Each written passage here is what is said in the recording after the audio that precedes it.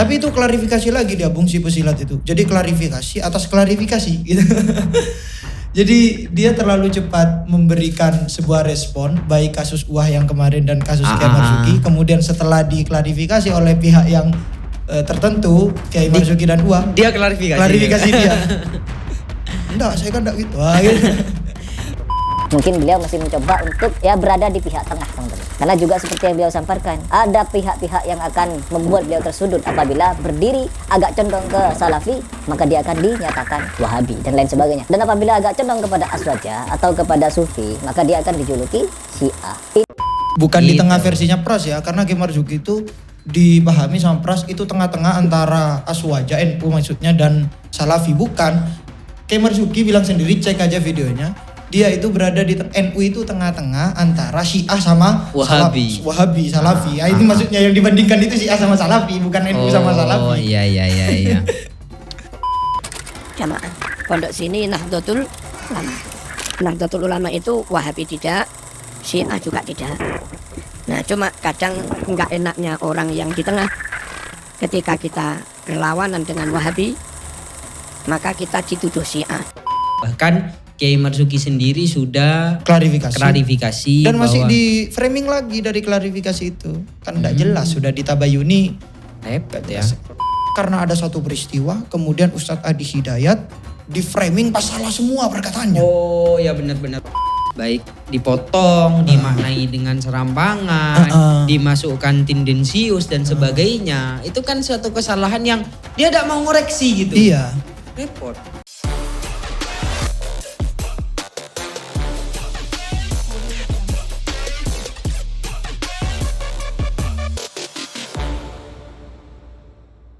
Assalamualaikum warahmatullahi wabarakatuh. Waalaikumsalam warahmatullahi wabarakatuh. Alhamdulillah kembali lagi Bung.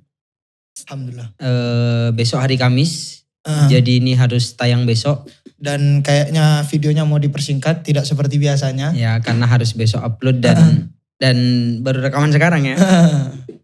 Gara-gara kita jalan-jalan dulu lagi kemarin, refreshing. Sedang menikmati hasil dari YouTube. Enggak ada hasilnya. Enggak ada hasilnya sama sekali. Ya Bung, sekarang kita akan bahas tentang framing. Karena kemarin itu ternyata video yang tentang bahas Uwah itu, ternyata Uwah sendiri menanggapi si pesilat itu.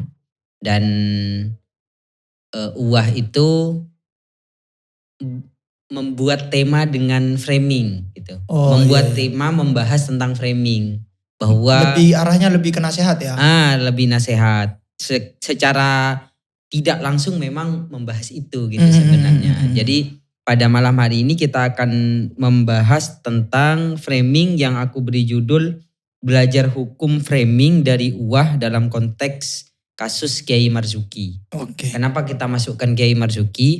Karena juga si pesilat itu memframing perkataannya Kiai Marzuki, khutbahnya Kiai Marzuki, yang intinya Kiai Marzuki dianggap kalangannya. Oh gitu. Gara-gara khutbah Jumat itu. Gara-gara khutbah Jumat, padahal khutbah Jumat itu di sana maulidan. Gitu loh. Temanya maulid ada. Dan itu sudah diklarifikasi sama Kiai Marzuki bahwa enggak, saya tetap NU. Di sana hanya bahwa Kiai Marzuki menjelaskan sesuatu yang umum gitu. Kita tidak boleh nambah-nambah sunnah. Kita tidak boleh ngurang-ngurangi sunnah. Itu juga pegangan NU itu. Iya. Kita tidak boleh nganu bid'ah. Ya jelas.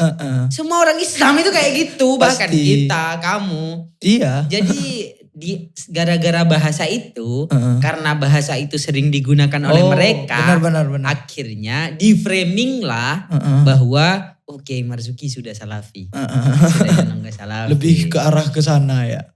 Tapi itu klarifikasi lagi dia Bung si pesilat itu. Jadi klarifikasi atas klarifikasi gitu. Jadi dia terlalu cepat memberikan sebuah respon baik kasus Uwah yang kemarin dan kasus Kiai Marzuki. Kemudian setelah diklarifikasi oleh pihak yang tertentu Kiai Marzuki dan Uwah, dia klarifikasi dia. Enggak, saya kan enggak gitu. Wah, gitu. Ya jadi kawan-kawan sekarang kita akan membahas tentang framing. Sebenarnya apa itu framing? Bagaimana itu framing? Apakah memang dari dulu framing ini sudah ada dalam kitab-kitab klasik itu, bagaimana kita langsung pasrahkan kepada Bro Uzad. Tapi sebelum itu Bung, coba Anda jelaskan dulu Bung, definisi framing. Karena agar kita tidak kemana-mana nih. Framing orang kan mungkin ada yang tidak tahu. Dijelaskan dulu. Biar framing aku secara umum, juga ya. secara Bukan aku. Mm. Kita langsung pakai AI aja. Nah, di Soalnya Google. kalau pemahamanku takut nanti ngambil di mana itu gitu. Jadi di dalam AI itu framing itu kalau tidak salah itu sudut pandang, Bung. Satu cara sudut pandang untuk menyampaikan satu informasi. Gini. Aku bacakan aja. Framing adalah cara pandang atau sudut pandang yang digunakan untuk menyajikan satu informasi atau peristiwa. Gitu. Jadi ada satu peristiwa atau satu informasi. Cara kita menyampaikan ini namanya framing. Gitu. Karena gini, di dalam satu peristiwa kita bisa anggaplah sebuah HP ini adalah sebuah peristiwa. Kalau kita ingin menyampaikan HP dari sudut pandang mana? Bisa dari depan, bisa belakang, bisa secara menyeluruh. Itu tergantung kita mau memframing apa. Ya benar. Kalau kita mau menyampaikan di depan nih, tinggal kita framing. Ada kacanya dan sebagainya. HP itu ada kacanya. Kalau di belakang enggak, bukan kaca itu. Ada kamera. Ada kameranya gitu. Kayak gitu. Makanya kenapa kok NU ini mudah kayak Kiai Marzuki itu di framing menjadi golongannya Salafi katanya. Yang kataku itu Wahabi. Itu gara-gara Kiai Marzuki mengatakan NU itu wasaton ya, di tengah. Di tengah ini bisa ditarik ke kanan, bisa ditarik ke kiri. Bukan gitu. Di tengah versinya Pras ya, karena Kiai Marzuki itu dipahami sama Pras itu tengah-tengah antara Aswaja NU maksudnya dan Salafi. Bukan. Kiai Marzuki bilang sendiri, cek aja videonya. Dia itu berada di NU itu tengah-tengah antara Syiah sama Wahabi, Salafi. Ini maksudnya yang dibandingkan itu Syiah sama Salafi, bukan NU sama Salafi. Oh iya. Jadi kita kadang luwes, kadang kita juga keras. Ya tergantung konteksnya lah. Iya. Jadi bagaimana Bung tentang framing itu? Nah, gini Bung. Sebenarnya kita sudah atau penonton-penonton kita ini kalau seandainya melihat klarifikasi UA yang bertajuk framing itu kemarin, sebenarnya sudah bisa sih ngambil kesimpulan bahwa hukum framing itu bagaimana. Dan UA di sana menyebutkan dua peristiwa soal framing yang terjadi di masa lalu, maksudnya di masa Islam ya, yang beliau tuturkan lewat kalamullah, lewat Al-Quran. Lewat Al-Quran. Makanya kita kan aku ngasih tema tadi belajar dari UA ya. Karena kita benar-benar pemantiknya dari video UA dari itu video ya. UA itu. Tapi pasti banyak tambahan kan Bung? Pasti. Yang saya temukan dan ini sebenarnya masih bisa ditambah banyak sekali. Yang saya ingin sampaikan di sini ada 5, 2 yang kemarin sudah disebutkan oleh UA, yang 3 ini baru. Dan satu sama lain tidak perlu ditabrakkan karena ini sama-sama dalam rangka menceritakan bahwa framing itu ada gitu. Framing itu ada. Dalam tanda kutip ya, framing ini yang saya sebutkan ini framing yang arahnya ke buruk. Ya, framing yang jelek ya. Framing yang jelek. Karena kita tidak bisa buang juga bahwa framing itu ada yang baik. Ya. Kayak kita mengajar itu kan sebenarnya sudut pandang kita tentang sebuah teks. Ya. Kemudian kita pahamkan kepada murid-murid kita. Salah satu cara penyajian informasi. Gitu ya. Salah satu cara penyajian informasi. Oke. Misalnya yang pertama dalam surat An-Nisa ya. Surat An-Nisa ayat 83 yang disebutkan bunyinya wa idza ja'ahum amrum minal amni awil khaufi adza'u bihi.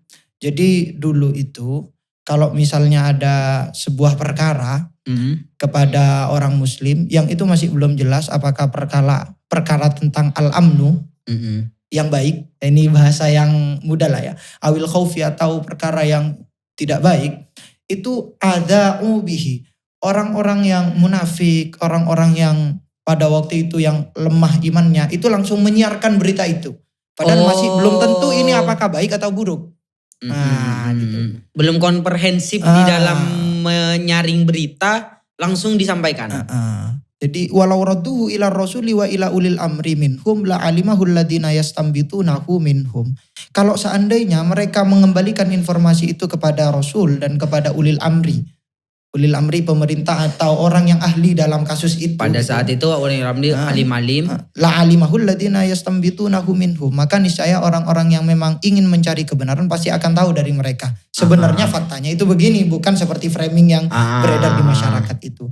Nah, ayat ini turun, sababun nuzulnya adalah sebenarnya perkataannya Sayyidina Umar yang terjadi pada Sayyidina Umar pada waktu itu, yakni ketika saya, karena ini ingin mempersingkat video ya, saya tidak usah baca banyak Arabnya, saya tampilkan referensinya saja kepada teman-teman ya. Jadi pada waktu itu ada sebuah peristiwa bahwa Nabi itu punya masalah dengan para istrinya. Kemudian Nabi itu kelihatan mukanya ini merah. Masuk ke masjid, marah lah ya, kelihatan merah ini, marah atau bagaimana lah. Itu dipahami oleh orang-orang atau masyarakat di sana yang imannya terutama lemah, langsung dipahami tolako Rasulullah SAW imra'atahu, mentalak. Nabi Muhammad sudah mentalak istrinya. Berarti orang-orang tahu bahwa ada masalah, cuma di framing ketalak. Di framing ketalak. Nah dari sana Sayyidina Umar, berita itu nyampe ke Sayyidina Umar. Sayyidina Umar penasaran dong. Sehingga bahasanya beliau kalau di dalam kitab Sahih Ibnu Hibban ya, ini hadisnya sebenarnya panjang sekali. Dalam Sahih Ibnu Hibban dijelaskan bahwa Sayyidina Umar itu la'a'lamanna dzalikal yauma. Saya mau mencari tahu hari ini. Jadi hebatnya Sayyidina Umar itu tidak langsung ngambil berita itu menghakimi, kemudian cerdas ya. Cerdas itu bedanya orang cerdas dan tidak cerdas. Kalau orang cerdas informasi itu diletakkan sebagai informasi ya. Sehingga diverifikasi nanti, dicari dulu kayak gitu. Sehingga dicari, kemudian bertemulah, singkat cerita bertemu Sayyidina Umar dengan Rasulullah, dan sangat, kalau jenengan buka ya teman-teman, buka referensi Sahih Ibnu Hibban itu ceritanya sangat sedih sekali. Sayyidina Umar itu pokoknya melihat Rasulullah itu sangat bahasanya pas miris. Rasulullah sangat dalam kondisi terpuruk pada waktu itu. Diam sendirian di kamar. Kemudian ya dengan datangnya Umar itu Rasulullah jadi ketawa lagi. Dan hebatnya Rasulullah itu ketika ditanya sama Sayyidina Umar. Ini Sayyidina Umar ini untuk mencari ini datang ke Sayyidah Aisyah nanya, kamu kok bisa nyakitin Rasulullah? Karena faktanya memang ada masalah mungkin ya Bung. Itu jadi sebuah fakta ya. Cuman masalahnya apa? Itu tidak diungkap oleh para rawi-rawi. Saya masih belum menemukan ya. Mungkin kawan-kawan yang masalahnya itu apa? Yang kuliah di Jordan lah, yang belajar kitab hadis bisa membantu kami di dalam mencari referensi sebenarnya dalam konteks itu masalahnya Rasulullah itu apa. Karena kamu nyari belum ada ya. Tapi husnudon saya dalam kitab-kitab tafsir dan kitab-kitab syuruhul hadis itu mereka menyampaikan itu memang ingin dimujmalkan lah. Ingin diumumkan sengaja karena ta'adduban lir Rasul. Beradablah kepada Rasul. Tapi mungkin ada ya Bung ya. Mungkin ada. Kawan-kawan bisa bantu cari. Ketika Sayyidina Umar bertanya kepada Sayyidah Aisyah, apa kamu? Kok kamu berani nyakitin Rasulullah? Wah, kamu ini demi hartaku dan demi hartamu. Gimana perkataannya? Alaika bi'aibika. Gitu. Kamu ini juga punya aib. Tidak usah ikut-ikut kamu. Maksudnya tak usah nor gitu ya. Kamu udah usah ikut-ikut kayak gitu. Terus datang ke siapa lagi? Putrinya Hafsah ya. Putrinya Hafsah. Yang putrinya itu adalah kebetulan juga istrinya Rasulullah ya. Kebetulan istrinya Rasulullah. Jadi datang nanya lah. Ya Hafsah tuh. Ini bahasanya keras banget ya. Karena anaknya kan ya. Ya Hafsah tuh. Laqad balago min sya'nika antu idhiya Allah wa rasulahu. Sungguh telah datang kabar kepadaku, yakni kamu itu sudah menyakiti Allah dan Rasulnya. Dan sungguh aku mengetahui ya, Rasul itu sesungguhnya la yuhibbuki gitu. Tidak mencintaimu. Tidak kamu. Walaula ana, kalau seandainya tidak ada saya, la tollakoki fabakat asyaddan bukai. Seandainya gak ada saya kamu itu pasti sudah ditolak sama Rasulullah. Nangis ya, dari itu Hafsah nangis ya. Kemudian di mana Rasulullah? Aina Rasulullah? Dikatakan katanya Hafsah bukan. Katanya Umar nanya kepada Hafsah. Sebelum ke Rasulullah berarti nanya ke dulu. istri-istrinya ini Istrinya. dulu ya. Mana Rasulullah? Kemudian dia berkata, huwa fi khazanatihi fil masyrabati. Dia ada di kamarnya. Dia ada di kamarnya tempat minum kalau bahasa di sini. Di belakang lah kayak gitu, ada di belakang. Kemudian fadakhaltu fa idan ana birobahin gulamin li Rasulillahi sallallahu alaihi wasallam qaidin ala uskuffatil masyrabati mudilli rijlaihi ala nakirin min khoshabin ila akhirih. Langsung ketemu Rasulullah, ketemu budaknya Rasulullah, maulanya Rasulullah, yakni ketika Robah. mencari. Anulah abdi dalamnya. Abdi dalamnya. Khadim. Nah, khadimnya Nabi. Kemudian dia berdiri di depan pintunya itu. Istadin li. Izinkan saya untuk bertemu dengan Rasulullah. Ya Robah lah ya mengizinkan. Ternyata Rasulullah dan Rasulullah sesuai duganya Umar menduga ini Rasulullah tahu nih kayaknya saya datang. Tapi saya datang ini bukan gara-gara anak saya, bukan. Saya gara-gara cinta kepada Rasulullah ya? Itu maksudnya. Tapi saya takut Rasulullah mengira saya datang gara-gara anak saya. Enggak. Habis itu enak juga ya. Gitu. Kan mantunya ya. Rasulullah berisyarah untuk masuk ya, dipakai tangannya masuk. Dan Rasulullah di sana itu wajahnya sangat marah lah begitu. Sangat marah sampai lesu mungkin ya. Begitu. Sampai enggak berbicara begini, siapa namanya? Sayyidina Umar. Rasulullah, apa yang membuat engkau begini? Itu sambil nangis Sayyidina Umar. Ditanya sama Rasulullah, kenapa? Saking kecintaannya Umar kepada Nabi, melihat Nabi sedih, dia juga ikut sedih, sangat sedih mungkin ya. Karena kondisinya juga mengantarkan untuk kesedihan. Rasulullah digambarkan di sini cuman pakai sarung, kemudian sampai alas tikarnya ngecap ke perutnya dan semacamnya lah. Pokoknya ya sangat dramatis gitu. Sangat dramatis. Apa yang membuat kamu nangis? Wahai Nabi Allah, aku ini tidak menangis. Aku ini demi hartaku, aku ini tidak menangis. Aku gak rela kamu kayak begini gitu.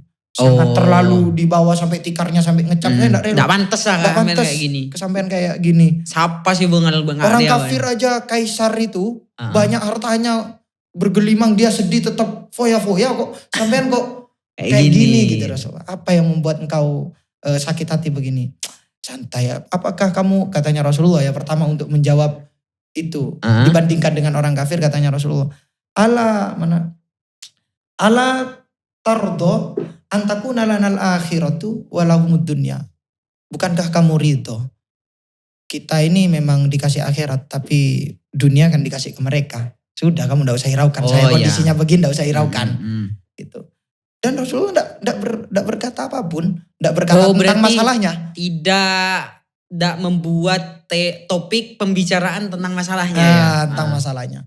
Sampai Rasulullah itu ditanya gini katanya siapa namanya? Sayyidina Umar.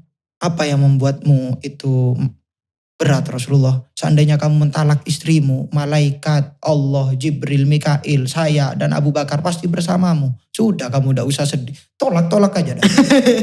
Katanya Rasulullah begitu. Pokoknya kalau Umar ini berantas langsung gitu.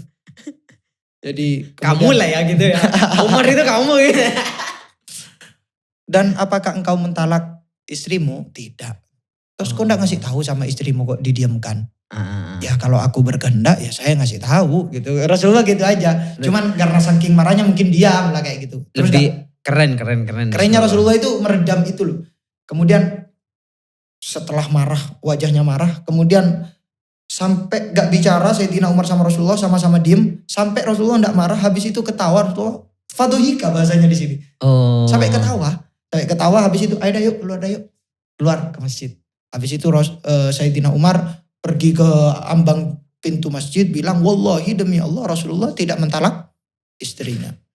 Nah sehingga turunlah ayat tadi. Kalau misalnya ada perkara yang masih belum tahu ini benar atau tidak benar, salah, baik atau buruk, jangan sampaikan. Verifikasi dulu. Yang punya, jangan klarifikasi. Jadi salahnya itu kan buat konten dulu, klarifikasi Mas. Harusnya sebelum buat konten Anda itu harus memverifikasi dulu baru buat konten. Itu ya Bung ya, itu yang pertama. Cerita yang kedua misalnya dalam kisahnya Sayyidah Aisyah. Sayyidah Aisyah itu pernah di fitnah dan ini namanya hadithul ifki. Kalau buka tafsir, kalau buka apa namanya? Kalau buka syuhul hadis yang pernah kamu sampaikan di videomu yang ini dan ini. Ya, itu jadi dalam ayat surah An-Nur ayatnya ayat 11 kalau menurut Syekh Wahbah Zuhaili dalam kitabnya baik Tafsir Al-Munir dan Tafsir Al-Wasit itu disebutkan berapa? 11 sampai ke 26, 16 ayat ya. Itu semuanya tentang hadithul ifki. Tapi menurut Tafsir Ibnu Katsir itu hanya 10 ya. Di sana diceritakan bahwa singkatnya nih ya, Sayyidah Aisyah itu pernah dituduh melakukan hal dalam tanda kutip yang tidak baik dengan Safwan bin Mu'attal karena Sayyidah Aisyah terlambat pulang, tidak ikut bersama rombongan yang pertama. Karena cincinnya ketika hilang ketika izin untuk buang hajat pada malam itu pulang dari peperangan Bani Mustalik. Nah, itu. Singkat cerita ya karena pulangnya sama Safwan bin Mu'attal bukan rombongan yang bersama Rasulullah pertama, terlambat. Itu di framing oleh Abdullah bin Ubay, dia adalah Ra'isul Munafikin. Di framing bahwa dia itu melakukan hal yang tidak baik dengan Safwan bin Mu'attal. Dan itu Rasulullah bimbang, benar-benar bimbang. Oh ya, berarti juga Rasulullah karena ini sebuah informasi, itu ada nuansa benarnya gitu kan ya. Sekalipun boleh jadi salah, tapi karena mengena ke hatinya, psikologinya juga bimbang juga akhirnya. Bimbang. Dan sampai mengumpulkan sahabat kan, gimana kamu tentang kabar ini? Yang mayak bagiku itu Sayyidina Ali. Oh gimana? Sayyidina Ali bilang begini, Allah itu tidak akan membuat kamu sempit, Rasul. Maksudnya banyak ini perempuan selain itu. Masih banyak perempuan. Itu mayak bagi. Makanya dari hal itu kan Sayyidah Aisyah ketika meriwayatkan satu hadis yang dari siapa namanya? Ali kan menyebutkan nama Ali. Menyebutkan rojulun. Gara-gara sakit hati. Ya cewek lah. Singkat cerita ya intinya itu di framing. Dan di sana Syekh Wahbah Zuhaili dalam kitabnya Tafsir Al-Wasit menjelaskan bahwa di sana ada tindakan framing yang dilakukan Abdullah bin Ubay bin Salul gitu ya. Itu bahasanya beliau di sini tuh al-ifku. Al-ifku itu ketika beliau definisikan itu definisinya hampir mirip-mirip ke framing. Katanya beliau begini. Al-ifku itu qalbul haqiqati an haliha bil aqwali wa sarfuha an jihatis sawabi. Jadi framing yang arah buruk dah ya. Framing yang arah buruk. Ifkun itu adalah membalik hakikat dari kondisinya dengan perkataan-perkataan dan mengarahkan ke arah yang buruk. Dia kehendaki. Tidak diarahkan kepada arah yang benar. Sehingga serupa dengan bohong lah. Bohong. Tapi sekalipun pada realitanya katanya beliau itu berbeda. Dari ayat sini juga sudah bisa dipahami bahwa ketika ada informasi itu jangan langsung. Ya pelajarannya itu. Bahwa informasi lagi-lagi mungkin untuk ke-5 kalinya aku sebutkan di podcast ini. Bahwa informasi itu adalah maya tamilu asidqa wal kidba. Sesuatu yang mungkin benar dan mungkin salah. Ya, harus kayak gitu. Bagaimana untuk menentukan benar dan salah? Ya yuwafiqulil waqi. Harus dilihat realitanya dulu. Cari informasinya.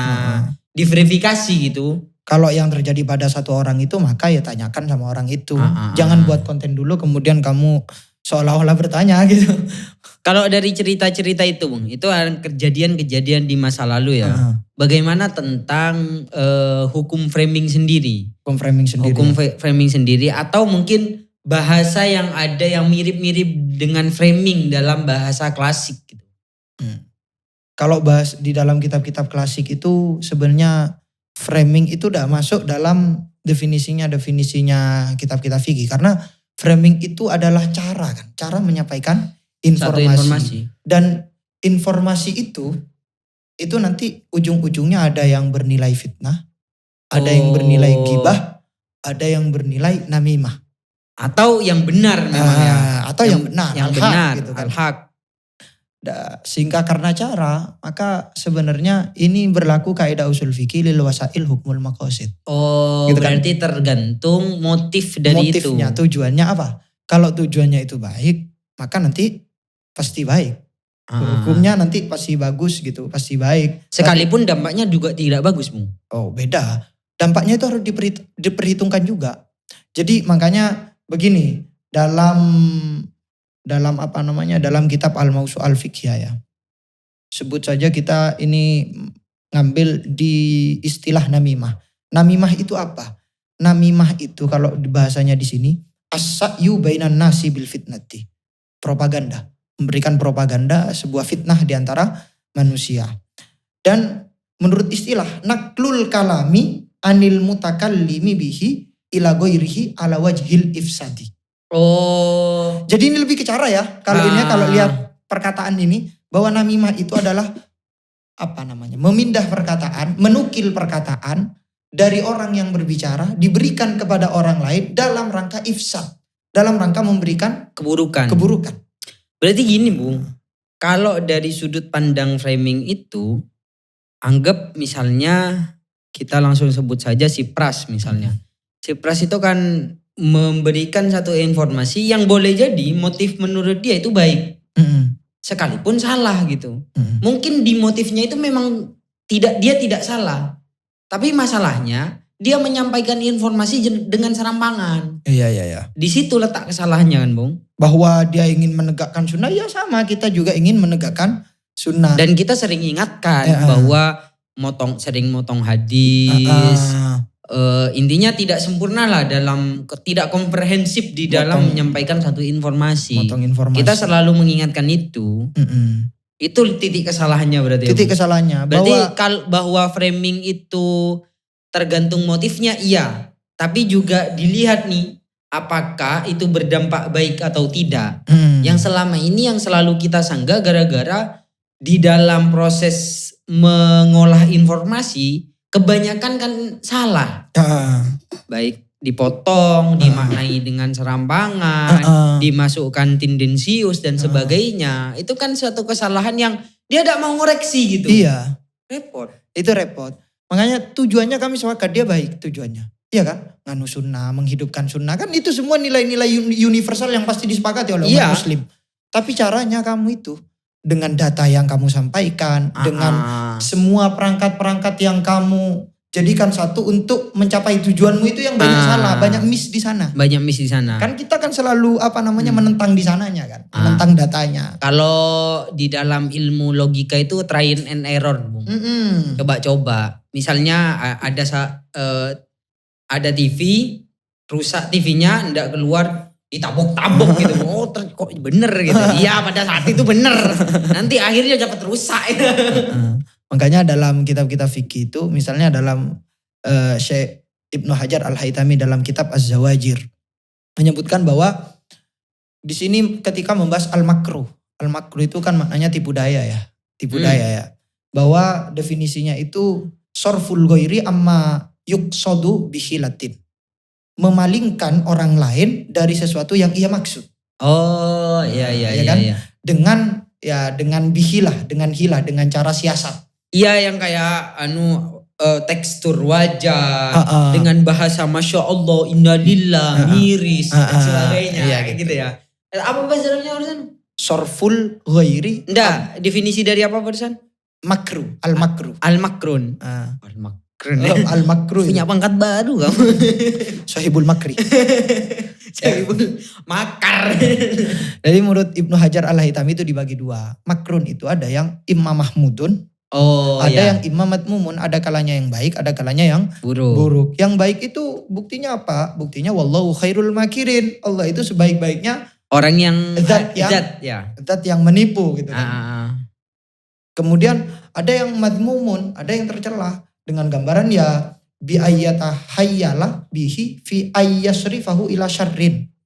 Jadi mengkafirkan, memfasirkan, membid'ah-bid'ahkan padahal itu masih khilafiyah, menarik-narik itu dalam persoalan i'tiqad padahal persoalan fikih.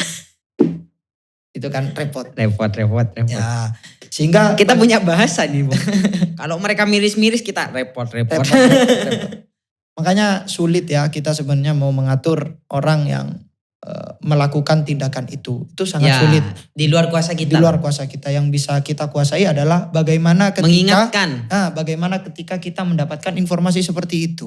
Yang pertama dalam diri kita sendiri bahwa kita belajar kepada diri kita sendiri untuk memahami konteks dengan benar-benar utuh.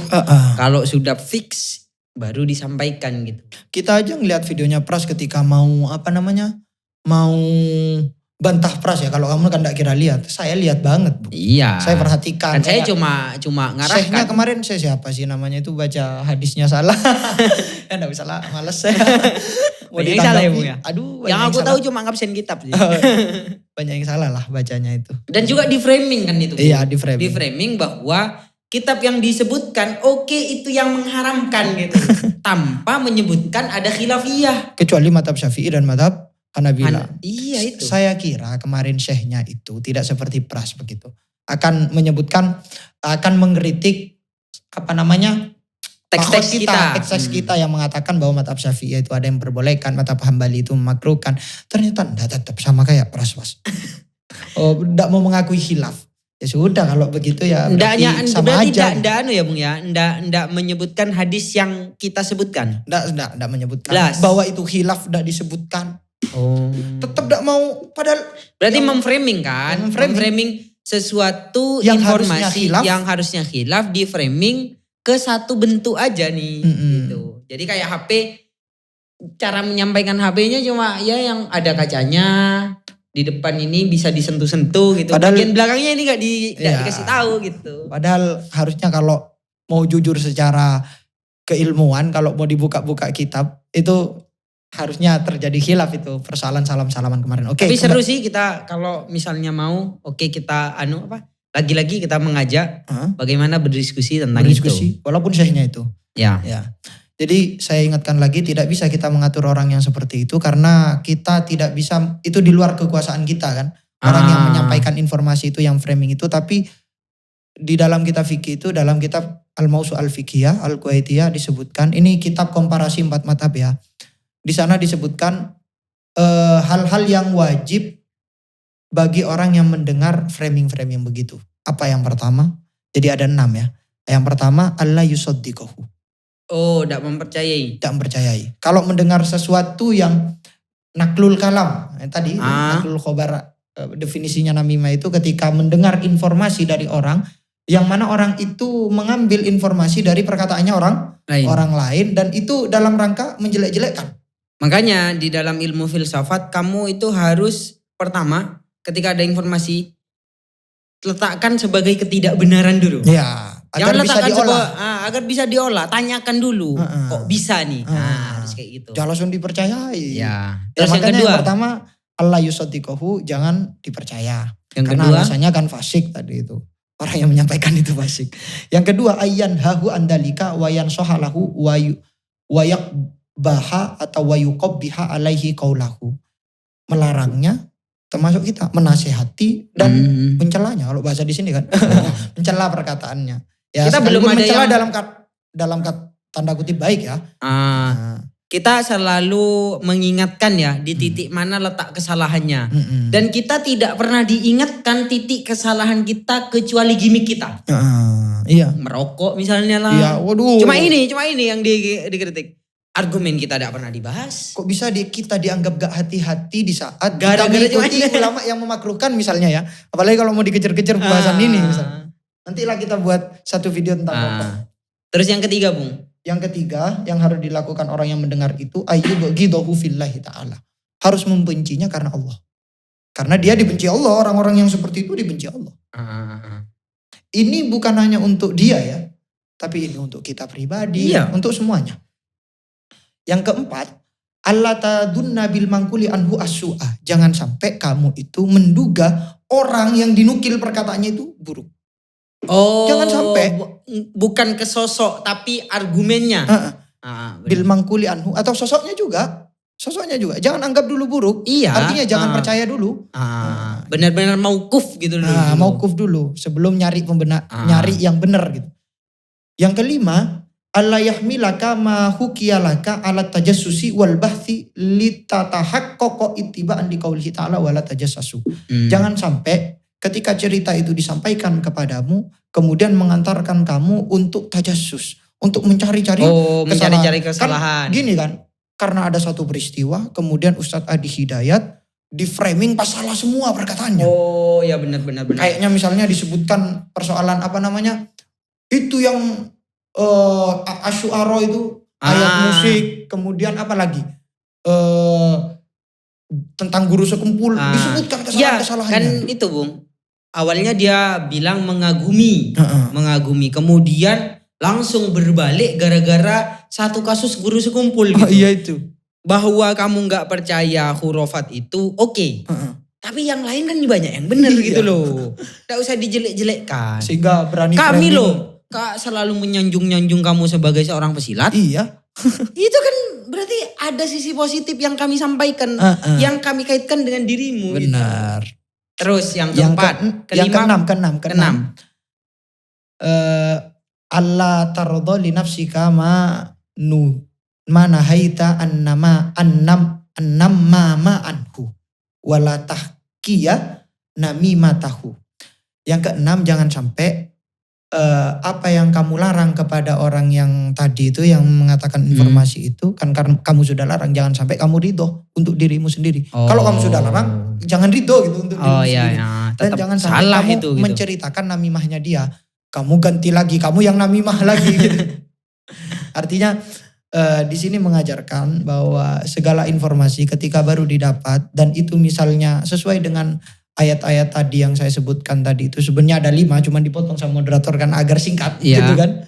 Itu sebenarnya ingin mengajarkan bahwa harus at-tatsabbut fil akhbar. Ketika mendapatkan sebuah perkara yang harus pakem, harus jangan tergesa-gesa. Karena ada sebuah hadis bahwa at-tatsabbut itu minallah. Ini lafaz saya bil makna ini ya. Saya takut lupa, nanti saya tampilkan aja. Wal ijlatu minasyaiton atau wal ajalatu minasyaiton. Buru-buru itu termasuk perbuatan setan. Itu dari setan. Kalau santai gak tergesa-gesa itu dari Allah. Begitu ya. Berarti kita tidak perlu membahas framingnya Pras kepada Kiai Marzuki dan Uwah ya.